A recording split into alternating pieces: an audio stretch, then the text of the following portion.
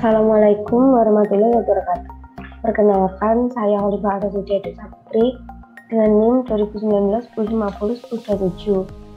Di sini saya akan menjelaskan mengenai resume materi kependudukan, yaitu mengenai ilmu kependudukan, geografi penduduk, dan demografi.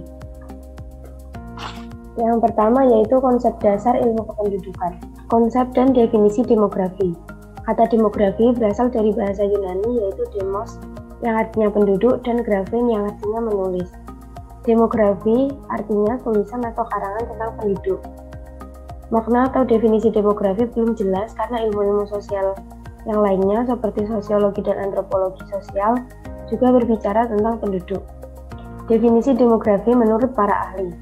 Beberapa ilmuwan atau ahli memberikan definisi tentang demografi agar dapat dibedakan dengan ilmu sosial lain.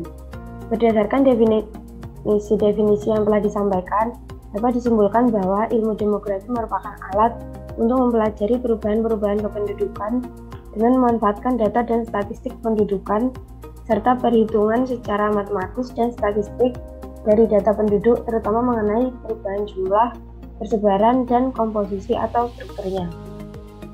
Perubahan tersebut dipengaruhi oleh perubahan komponen utama pertumbuhan penduduk, yaitu fertilitas, mortalitas, dan migrasi yang menyebabkan perubahan jumlah, struktur, dan persebaran penduduk. Dari definisi tersebut dapat disimpulkan bahwa demografi mempelajari struktur dan proses penduduk di suatu wilayah. Struktur meliputi jumlah, penyebaran, dan komposisi penduduk. Struktur penduduk selalu berubah-ubah dan perubahan tersebut disebabkan karena proses demografi, yaitu kelahiran, kematian, dan migrasi penduduk. Perbedaan demografi dengan ilmu kependudukan. Yang pertama yaitu demografi atau pure demografi atau demografi murni atau demografi formal. Demografi lebih menekankan studinya pada proses demografi. Ahli demografi mempelajari struktur penduduk untuk memahami proses demografi. Misalnya untuk menganalisis fertilitas penduduk, perlu mengetahui jumlah pasangan usia subur yang ada. Demografi menghasilkan teknik untuk menghitung data kependudukan, sehingga dapat diperoleh perkiraan keadaan penduduk di masa depan atau masa lampau. Demografi formal tidak mampu menjawab tentang penyebab suatu hal. Demografi hubungan dengan jumlah, distribusi, struktur, dan perubahan penduduk. Jumlah yaitu banyaknya orang, distribusi yaitu persebaran penduduk, struktur yaitu penduduk menurut umur dan jenis kelamin, perubahan adalah tentang naik turunnya jumlah penduduk. Yang kedua yaitu sosial demografi atau population studies atau ilmu kependudukan. Ilmu kependudukan digunakan untuk menjawab apa yang menjadi penyebab terjadinya suatu hal. Ilmu kependudukan merupakan penghubung antara penduduk dengan sistem sosial, dengan harapan dapat memecahkan pertanyaan dasar tentang bagaimana menambah pemahaman terhadap masyarakat melalui proses analisis kependudukan. Pembagian ilmu kependudukan menurut Metors dan Sirrs yaitu kuantitatif dan kualitatif. Kuantitatif yaitu membahas tentang demografi dan kualitatif membahas tentang penduduk dari segi genetis dan biologis. Rudolf Laundry di Paris tahun 1937 membuktikan adanya hubungan matematik antar komponen demografi yaitu fertilitas, mortalitas, dan gender. Beliau mengusulkan istilah pure demografi untuk cabang demografi yang bersifat analitik matematis yang menghasilkan angka-angka tertentu. Pure demografi atau formal demografi menghasilkan teknik untuk menghitung data kependudukan. Formal demografi berhubungan dengan apa, berapa, kapan, dan di mana suatu hal terjadi. Sosial demografi atau studi kependudukan berhubungan dengan mengapa hal tersebut dapat terjadi. Ilmu demografi dalam arti sempit berkaitan dengan teknik menghitung angka tentang kondisi penduduk, dan ilmu demografi dalam arti luas membicarakan karakteristik penduduk seperti karakteristik sosial, ekonomi, dan etnik. Karakteristik sosial meliputi status perkawinan, tingkat pendidikan, derajat kesehatan, dan sebagainya. Karakteristik ekonomi meliputi status pekerjaan, lapangan pekerjaan, jenis pekerjaan, pendapatan, jam kerja, dan sebagainya. Karakteristik etnik dapat menyangkut agama ataupun suku. Ilmu demografi studi kependudukan atau population studies berhubungan dengan analisis data kependudukan dan diterapkan untuk cabang ilmu lain seperti urbanisasi, ketenagakerjaan, dan distribusi pendapatan. Ruang lingkup ilmu kependudukan. Ilmu kependudukan dapat dibedakan menjadi dua, yaitu analisis demografi atau analisis kependudukan, atau demografi formal dan studi studi kependudukan atau ilmu kependudukan. Analisis demografi atau analisis kependudukan atau demografi formal lebih menekankan pada perubahan dan variasi penduduk menggunakan teknik demografi tertentu. Variabel yang mempengaruhi atau variabel independen atau variabel pengaruhnya adalah variabel demografis.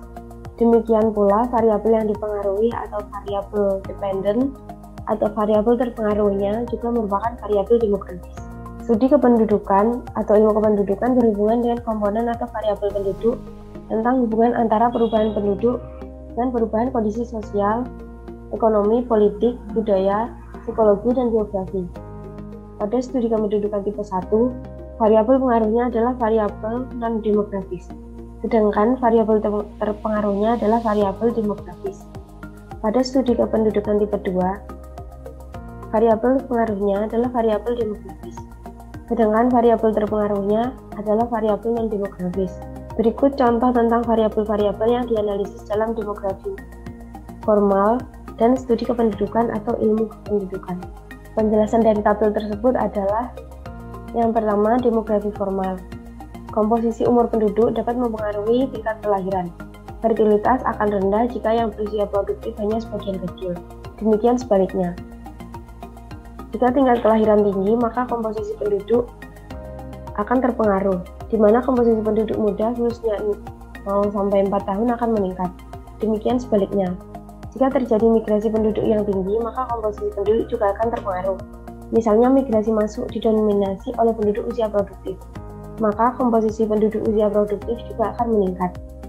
Tingkat mortalitas atau kematian juga mempengaruhi komposisi penduduk. Jika mortalitas penduduk lanjut usia tinggi, maka komposisi penduduk juga terpengaruh, di mana komposisi penduduk lanjut usia akan semakin menurun. Studi kependudukan tipe 1. Dalam studi kependudukan tipe 1, variabel independennya adalah variabel non-demografis, dan variabel dependennya adalah variabel demografis. Contoh variabel sosiologis yaitu pendidikan. Terutama pendidikan perempuan akan mempengaruhi tingkat fertilitas. Semakin tinggi pendidikan perempuan, maka semakin lama waktu yang dibutuhkan untuk bersekolah, dan semakin pendek masa reproduktifnya, hingga semakin sedikit jumlah anak yang dimiliki. Demikian sebaliknya. Variabel ekonomi seperti ketersediaan kesempatan kerja maupun tingkat upah yang berlaku dapat mempengaruhi variabel demografis, seperti migrasi penduduk. Jika kesempatan kerja terbatas dan tingkat upah rendah, dapat mempengaruhi migrasi keluar dari daerah tersebut menuju daerah lain yang kondisinya lebih baik. Demikian sebaliknya.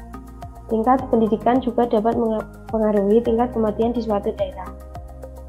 Semakin tinggi tingkat pendidikan penduduk, maka akan semakin meningkat tingkat pemahaman mereka tentang kesehatan, sehingga dapat mempengaruhi tingkat mortalitas. Yang ketiga, studi kependudukan tipe 2. Pada studi ini, variabel demografisnya mempengaruhi variabel non-demografis. Sebagai contoh, tingkat kelahiran dapat mengaruhi kebutuhan pangan. Jika kelahiran tinggi, maka kebutuhan pangan akan meningkat. Demikian sebaliknya. Jika terjadi migrasi masuk yang tinggi ke suatu daerah, sedangkan daerah yang bersangkutan tidak dapat menyediakan kesempatan kerja, maka dapat menyebabkan kemiskinan, kriminalitas, dan perubahan kumuh di daerah tersebut. Tingkat kelahiran yang tinggi di suatu daerah dapat mempengaruhi pertumbuhan ekonomi maupun pendapatan per kapita wilayah yang bersangkutan. Tujuan mempelajari ilmu kependudukan. Ilmu kependudukan bahasannya jauh lebih luas dibandingkan demografi formal, sehingga apa yang dipelajari dalam ilmu demografi formal juga akan dipelajari dari ilmu kependudukan. Tujuan mempelajari ilmu kependudukan antara lain mempelajari dan memahami kuantitas penduduk di suatu wilayah untuk mengetahui kebutuhan sandang, pangan, papan, dan kebutuhan lain, lalu mempelajari memahami perkembangan penduduk di suatu wilayah untuk memperkirakan atau menganalisis kondisi perkembangan komponen demografi yang membentuk jumlah penduduk, mempelajari dan memahami perbandingan dan perbedaan penduduk antar wilayah untuk mengetahui perbedaan perkembangan komponen demografi di tiap wilayah, mempelajari dan memahami penyebab perkembangan penduduk seperti fertilitas, mortalitas, dan migrasi penduduk, sehingga dapat digunakan sebagai dasar dalam membuat kebijakan yang lebih tepat untuk pengendalian jumlah penduduk. Lalu mempelajari dan memahami komposisi penduduk baik secara ekonomi, sosial, dan demografi, sehingga dapat menentukan peluang usaha dan memperkirakan kebutuhan sarana pendidikan, kesehatan, kesempatan kerja, dan lain-lain. Mempelajari dan memahami cara menghitung tingkat pertumbuhan penduduk sehingga menghasilkan prediksi secara poin dengan berbagai metode seperti aritmatik, geometrik maupun eksponensial yang berguna dalam melakukan analisis kondisi kependudukan. Mempelajari dan memahami persebaran penduduk menurut wilayah untuk menganalisis peristiwa demografi yang terjadi, sehingga dapat menentukan kebijakan yang tepat dengan kondisi tiap wilayah. Mempelajari dan memahami perkembangan tingkat pertumbuhan penduduk yang dapat menunjukkan keberhasilan berbagai program kependudukan dalam rangka pengendalian jumlah dan pertumbuhan penduduk. Mempelajari dan memahami perkembangan dan kondisi ketenagakerjaan sehingga dapat meningkatkan pemahaman tentang kondisi yang dihadapi dan mengidentifikasi berbagai program atau kebijakan dapat dilakukan untuk mengatasi persoalan ketenagakerjaan yang ada. Mempelajari dan memahami hubungan sebab akibat antara perkembangan penduduk dengan berbagai aspek sosial, ekonomi, budaya, dan lainnya yang memberikan pemahaman tentang keterkaitan berbagai variabel, baik variabel demografi maupun variabel non-demografi, seperti variabel sosial, ekonomi, budaya, psikologi, dan lainnya. Pelajari dan memahami keterkaitan antar variabel demografi yang dapat mempengaruhi variabel demografi lain. Mempelajari dan memahami pertumbuhan penduduk pada masa yang akan datang dan berbagai kemungkinan konsekuensinya, seperti penurunan fertilitas, aging people, mortalitas, dan lain-lain yang dapat memberi permasalahan di bidang kependudukan. Kegunaan mempelajari ilmu kependudukan. Ilmu kependudukan penting bagi lembaga pemerintah dan swasta, baik di tingkat pusat maupun daerah, yaitu untuk mengatasi persoalan kependudukan. Yang kedua, perencanaan pembangunan di suatu daerah akan terlaksana dengan tepat jika didasarkan pada data kependudukan yang lengkap dan akurat. Untuk memberi informasi tentang kondisi sosial ekonomi penduduk untuk mengetahui kondisi ketenaga kerjaannya. Lalu untuk melihat peningkatan standar kehidupan masyarakat. Dan yang terakhir, rencana pembangunan akan berhasil dengan lancar jika ditunjang oleh pemecahan masalah kependudukan antara lain pengendalian kelahiran, penurunan tingkat kematian, perpanjangan harapan hidup, penyebaran penduduk, pendidikan, dan masalah lapangan kerja. Keterkaitan antara analisis kependudukan dan ilmu kependudukan. Ilmu kependudukan dalam arti sempit adalah analisis kependudukan atau analisis demografi, dan dalam arti luas adalah studi kependudukan atau ilmu kependudukan. Studi kependudukan tidak hanya tentang komponen perubahan penduduk atau variabel demografis, tapi juga hubungan antara perubahan penduduk dengan variabel lain, seperti sosial, ekonomi, politik, biologi, dan sebagainya. Oleh karena itu, harus ada analisis kependudukan dalam mempelajari studi kependudukan, baik sebagai variabel terpengaruh maupun variabel pengaruh. Resume materi yang kedua yaitu mengenai pengantar geografi penduduk. Konsep dasar geografi penduduk. Geografi penduduk merupakan salah satu cabang ilmu geografi manusia yang mempelajari tentang perbedaan dan bersamaan aktivitas manusia dalam ruang sebagai hasil dari interaksi manusia dalam memanfaatkan lingkungan. Pendekatan ilmu geografi sangat berguna dalam menganalisa karakteristik wilayah berdasar kondisi yang ada. Pendekatan yang digunakan geografi penduduk dalam mengaji fenomena kependudukan atau geosfer yaitu spatial approach, ecological approach, dan regional complex, sehingga dapat menjelaskan mengenai interaksi manusia dalam melaksanakan aktivitas. Komponen penyusun geografi penduduk ada 4, yaitu demografi, sosial budaya, politik, dan hukum. Selanjutnya, ruang lingkup geografi penduduk.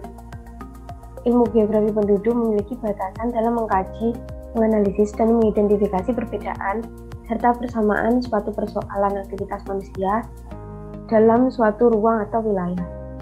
Bahan kajian geografi penduduk antara lain migrasi, mobilitas penduduk, komposisi penduduk, pertumbuhan penduduk, distribusi penduduk, mortalitas, fertilitas, proyeksi penduduk, dan ketenaga kerjaan. Dalam mengkaji persamaan dan perbedaan persoalan atau aktivitas manusia tersebut, ilmu geografi penduduk menggunakan pendekatan ke lingkungan dan konteks wilayah dalam konteks peruangan, yang sekaligus menjadi alasan pembeda antara ilmu geografi penduduk dengan ilmu kependudukan yang lainnya, seperti demografi, antropologi sosial, dan geografi sosial.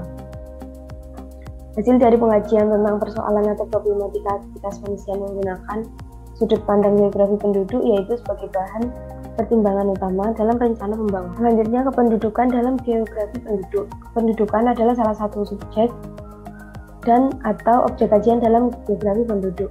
Masalah kependudukan merupakan masalah yang serius bagi negara maju dan berkembang karena menyangkut segi ruang, waktu, dan kekompleksan wilayah. Perkembangan penduduk tanpa disertai kontrol untuk mengatur jumlah penduduk akan menimbulkan masalah sosial dan ekonomi, misalnya kurangnya sarana pendidikan, kesehatan, perumahan, dan sebagainya yang akan menjadi masalah yang rumit bagi pemerintah. Masalah kependudukan erat hubungannya dengan manusia. Berita yang menyangkut kependudukan harus selalu didukung oleh data yang bersifat kuantitatif. Demografi, subkajian geografi penduduk, merupakan ilmu yang mempelajari kependudukan. Para ahli geografi penduduk atau demografi hanya menggunakan data-data sensus, survei, dan catatan kelahiran dan kematian untuk dibentuk menjadi angka-angka, rasio, serta statistik lain, dan dianalisa berdasar pendekatan geografi. Sumber data geografi penduduk yang pertama yaitu sensus penduduk. Sensus penduduk adalah penghitungan jumlah penduduk, ekonomi, dan sebagainya yang dilakukan oleh pemerintah dalam jangka waktu tertentu. Dilakukan secara serentak dan bersifat menyeluruh dalam suatu batas negara untuk kepentingan demografi negara yang bersangkutan. Ruang lingkup sensus penduduk mencakup seluruh wilayah geografi suatu negara dan seluruh penduduknya. Ini sensus penduduk ada dua, yaitu sensus de jure dan sensus de facto. Sensus de jure yaitu pencacahan jiwa yang dikenakan kepada yang benar-benar bertempat tinggal di daerah yang bersangkutan, biasanya berdasarkan KTP. Sensus de facto yaitu pencacahan jiwa yang dikenakan kepada yang pada saat pencacahan jiwa tersebut berada di wilayah atau negara yang bersangkutan. Metode sensus penduduk. Yang pertama ada householder, yaitu pengisian daftar pertanyaan dilakukan oleh penduduk sendiri atau kepala keluarga. Kelebihan dari metode householder yaitu lebih cepat karena petugas tidak harus mendata satu persatu penduduk. Kekurangan dari metode ini yaitu data kurang terjamin kebenarannya karena ada kemungkinan penduduk tidak mengisi data sesuai dengan kondisi sebenarnya. Yang kedua yaitu metode canvasser, yaitu daftar diisi oleh petugas yang mendatangi tempat tinggal penduduk dan mengisi sesuai dengan jawaban penduduk. Kelebihannya, data yang diperoleh lebih terjamin kelengkapannya dan penduduk sulit untuk memasukkan data, yaitu lebih lama karena jumlah petugas terbatas sedangkan wilayahnya luas. Data sensus yang dikumpulkan terdiri dari karakteristik demografi, yaitu kelahiran, kematian, dan migrasi serta riwayat kelahiran dan kematian anak dari wanita yang pernah kawin. Lalu ada ketenaga kerjaan, yaitu lapangan usaha, jenis pekerjaan, dan status pekerjaan. Lalu data sosial budaya, yaitu tingkat pendidikan, kondisi tempat tinggal, dan kegiatan penduduk lanjut usia. Data dari sensus penting dalam perencanaan pembangunan untuk mengetahui tingkat keberhasilan pembangunan, baik di bidang kependudukan, sosial budaya, dan ketenaga kerjaan.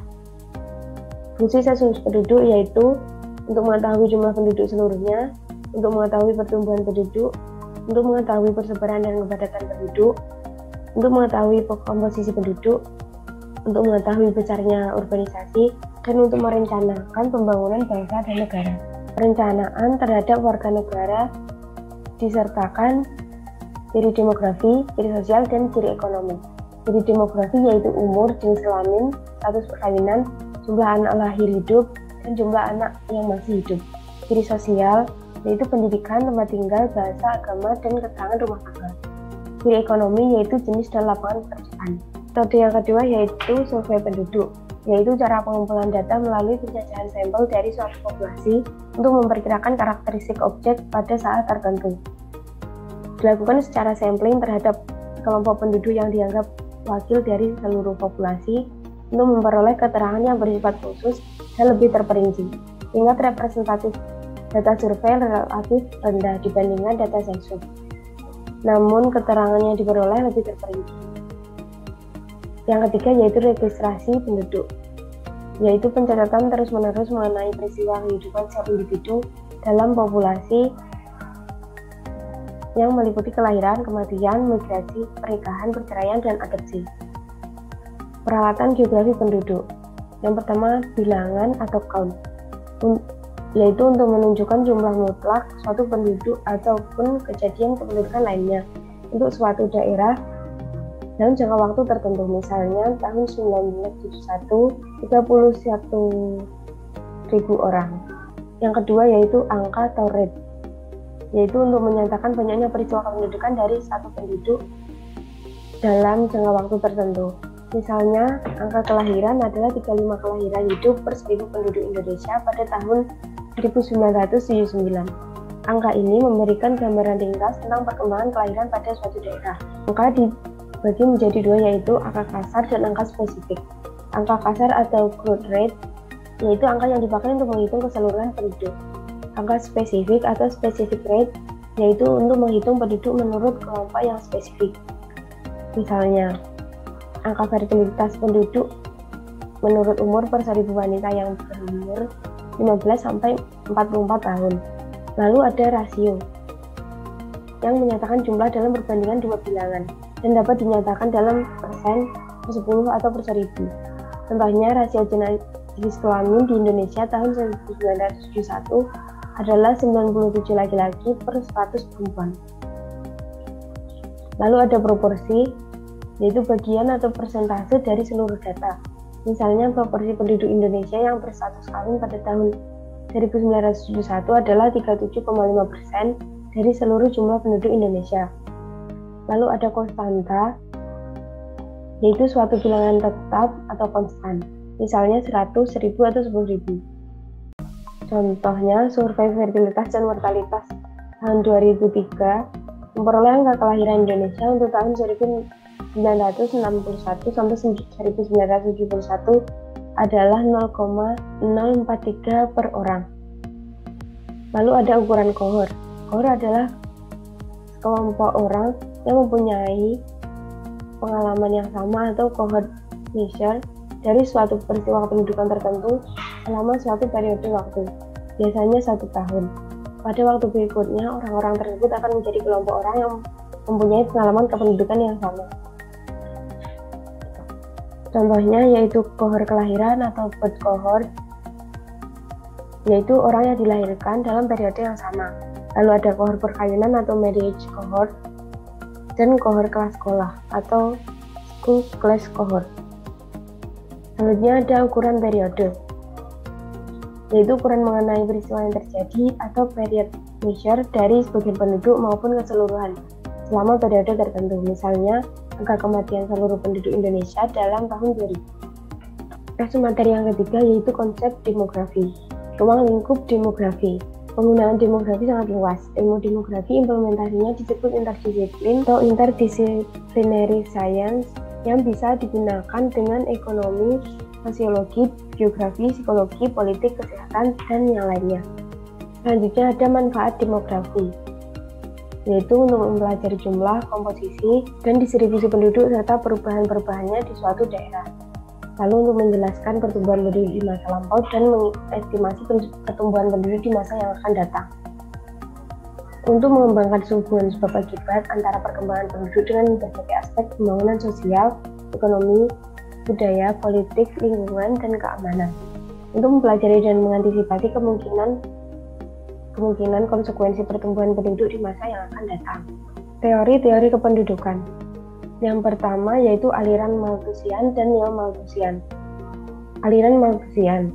Pelopor dari aliran ini adalah Thomas Robert Malthus pada tahun 1766 sampai 1834. Menyatakan bahwa penduduk apabila tidak ada pembatasan akan mudah berkembang biak dan memenuhi bumi.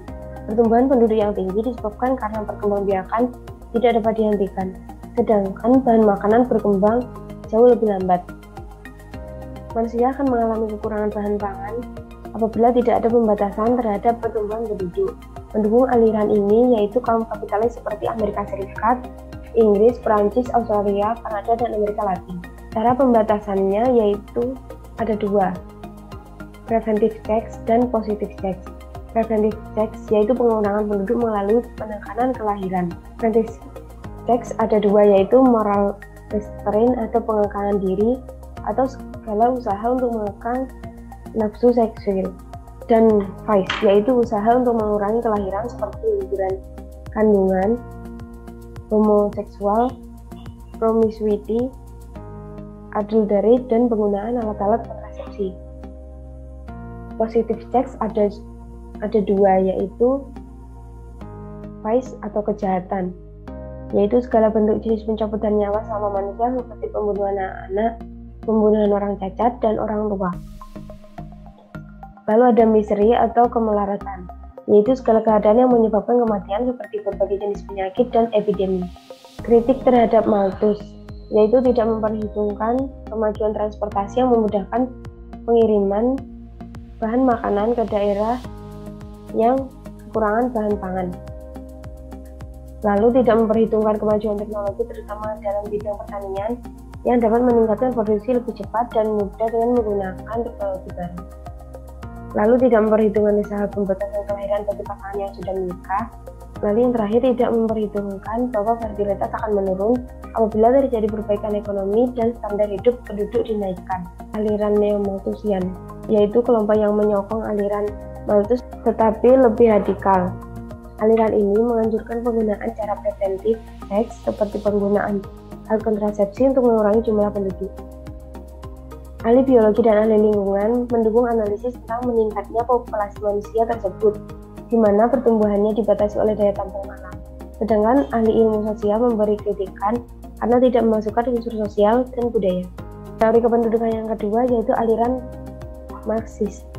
Pelopor aliran ini yaitu Karl Marx dan Friedrich Engels, yang tidak sependapat dengan teori Malthus bahwa manusia akan mengalami kekurangan bahan pangan jika tidak dilakukan pembatasan terhadap pertumbuhan penduduk. Menurut Marx, tekanan dalam suatu negara adalah kesempatan kerja. Marx menyatakan apabila di negara kapitalis tingkat kelahiran dan kematian rendah, maka di negara sosialis mengalami kebalikannya. Pendapat ini mendapat kritikan karena tingkat pertumbuhan penduduk di negara Uni Soviet hampir sama dengan negara kapitalis. Pendukung dari aliran ini yaitu kaum sosialis seperti Uni Soviet, negara-negara di Eropa Timur, Republik Rakyat Cina, Korea Utara, dan Vietnam. Yang ketiga yaitu beberapa teori kependudukan mutakhir. Yang pertama ada teori fisiologi dan sosial ekonomi. John Stuart Mill, ahli filsafat dan ekonomi Inggris, menyatakan bahwa pada situasi tertentu manusia dapat mempengaruhi perilaku demografinya. Kemiskinan dapat dihindarkan dan kemiskinan tidak dapat disebabkan oleh sistem kapitalis. Jika terjadi kekurangan bahan makanan, maka hanya bersifat sementara dan dapat dipecahkan dengan mengimpor bahan makanan atau memindahkan sebagian penduduk dari wilayah tersebut ke wilayah lain. Inti rendahnya tingkat kelahiran ditentukan oleh manusia itu sendiri. Arsène Dumont, ahli demografi Prancis pada abad ke-19, melalui artikelnya menyatakan bahwa teori kapilaritas sosial yang mengacu pada keinginan seseorang untuk mencapai kedudukan yang tinggi di masyarakat. Émile Durkheim, ahli sosiologi Prancis pada abad ke-19, lebih menekankan perhatian pada akibat dari pertumbuhan penduduk yang tinggi. Wilayah dengan kepadatan penduduk tinggi sebagai akibat dari tingginya laju pertumbuhan penduduk akan timbul persaingan di antara penduduk untuk dapat mempertahankan hidupnya. Dan orang akan berusaha untuk meningkatkan pendidikan dan keterampilan dan mengambil spesialisasi tertentu. Keadaan ini terlihat pada masyarakat perkotaan dengan kehidupan yang kompleks. Michael Thomas Sadler dan Dobody, yaitu ahli fisiologis. Sadler menyatakan bahwa daya reproduksi dibatasi oleh jumlah penduduk. Jika kepadatan penduduk tinggi, daya reproduksinya akan menurun dan sebaliknya.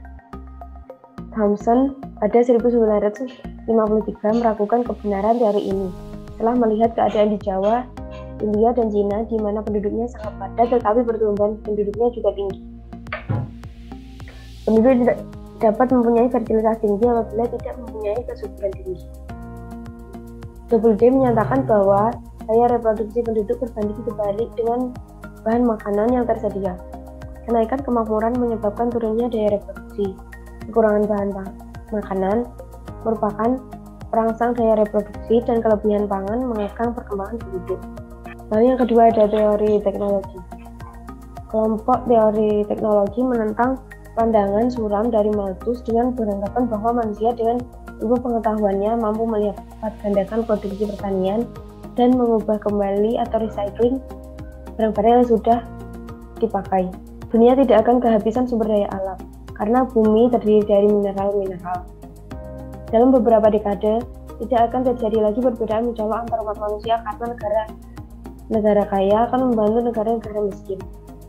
Kelompok Malthus dan kelompok teknologi mendapat kritik dari kelompok ekonomi karena tidak memperhatikan masalah-masalah organisasi sosial di mana distribusi pendapatan tidak merata yang menyebabkan orang miskin kelaparan. Persamaan dari ketiga materi tersebut yaitu sama-sama membahas mengenai materi kependudukan dan sama-sama membahas konsep dari masing-masing materi dan definisinya menurut para ahli. Lalu perbedaan dari ketiga materi tersebut yaitu materi 1 membahas tentang ilmu kependudukan dan sedikit mengenai demografi. Antara lain konsep demografi dan definisinya menurut para ahli, perbedaan demografi dengan ilmu kependudukan, ruang lingkup ilmu kependudukan, tujuan dan kegunaan mempelajari ilmu kependudukan, dan keterkaitan antara analisis kependudukan dengan ilmu kependudukan. Lalu materi 2 membahas mengenai geografi penduduk, yaitu konsep geografi penduduk dan definisinya menurut para ahli, pendekatan yang digunakan dalam mengkaji fenomena pendudukan, komponen penyusun, ruang lingkup, bahan kajian, sumber data dan peralatan geografi penduduk, serta kependudukan dalam geografi penduduk. Lalu materi 3 membahas mengenai demografi, yaitu definisi demografi menurut para ahli, ruang lingkup dan manfaat demografi, serta teori-teori kependudukan. Sekian yang dapat saya sampaikan mengenai resume materi kependudukan. Apabila ada salah kata, saya mohon maaf. Terima kasih. Wassalamualaikum warahmatullahi wabarakatuh.